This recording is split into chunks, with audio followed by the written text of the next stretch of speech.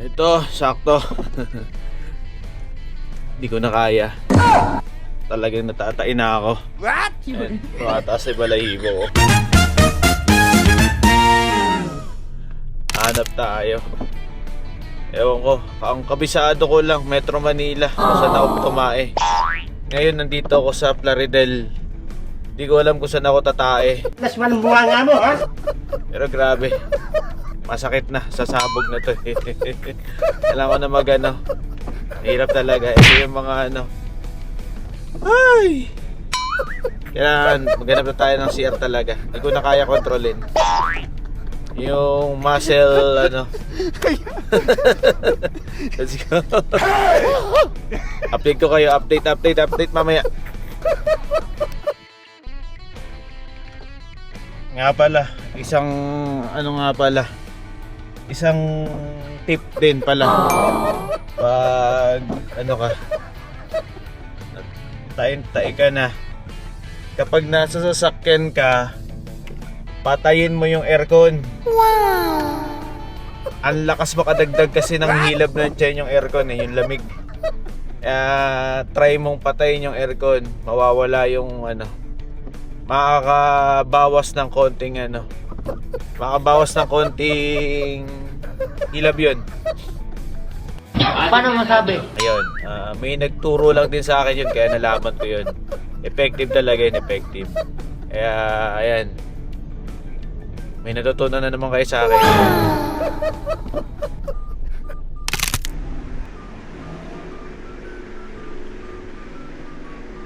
Walang delay.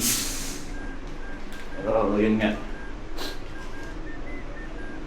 Tubig naman. Ano ko lang yung ano. Paano ba? Yung nakalak naman.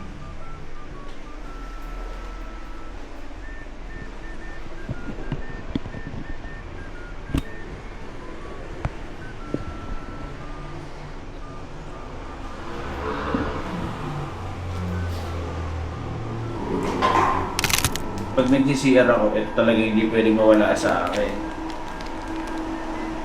Tissue and Sanicare. Baka naman. Ayan. Ayan, may tubig. Okay lang yan. May sink. Ayan. Ito medyo malinis naman. Concern ko lang yung padlock, pero okay naman din.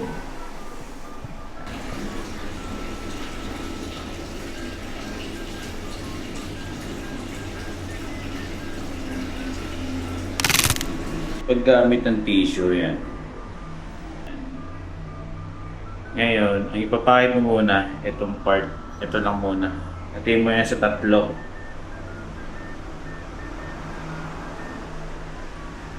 Wait, papakita ko. Papakita ko muna sa puwet ko. May papakita ko sa inyo. Ngayon na siya, napakita ko na yan. Napakita ko ulit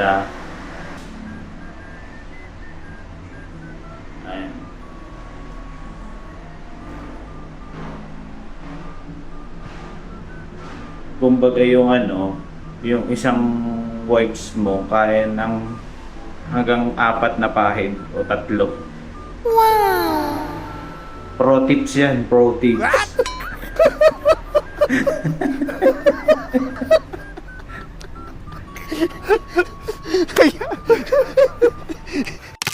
And tapos na tayo. And siyempre, clean as you go. Aww. Thank you. Success tayo, success. And ayusin natin yung pagka-rate natin sa CR dito na na-experience natin. Sa atin lang to. Sa Caltex, sa may Plaridel. And alis na tayo. Maraming salamat Caltex Plaridel. Yan ang unang gasoline station pag exit mo ng Santa Rita northbound. Ayan. Ako kasi ang criteria ko sa ano yan, sa pag re-rate, siyempre yung bidet, mahalagang bagay yan sabon, tubig, cleanliness. Ayan. So, walang bidet, minus. What? Ang hard. Pero may tubig naman. May sabon. Tapos, yun lang, na-observe ko lang talaga. Malinis naman yun. Kasi, alam mo yung mga bowl na, bowl. Bowl na, syempre kasi nasa gasolinahan, di ba, gas. Grasa, yung itim-itim sa upuan. Upuan. Sa bowl.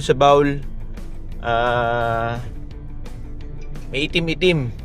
So, hindi na natin mawawala yun eh. Pero may iba kasing mga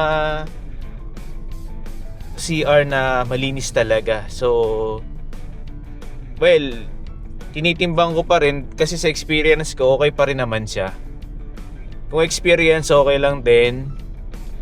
Pero kung i-rate ko siya out of 10, siguro ang ibibigay ko sa kanya 6 out of 10. Ayun. Pero yun, di kasi matatawaran yung success stories natin. Success story. Daming S. Tama ba? Ayun. So, ayan. Salamat. Sana maano nyo yung CR review natin. Magustuhan nyo. Ayan.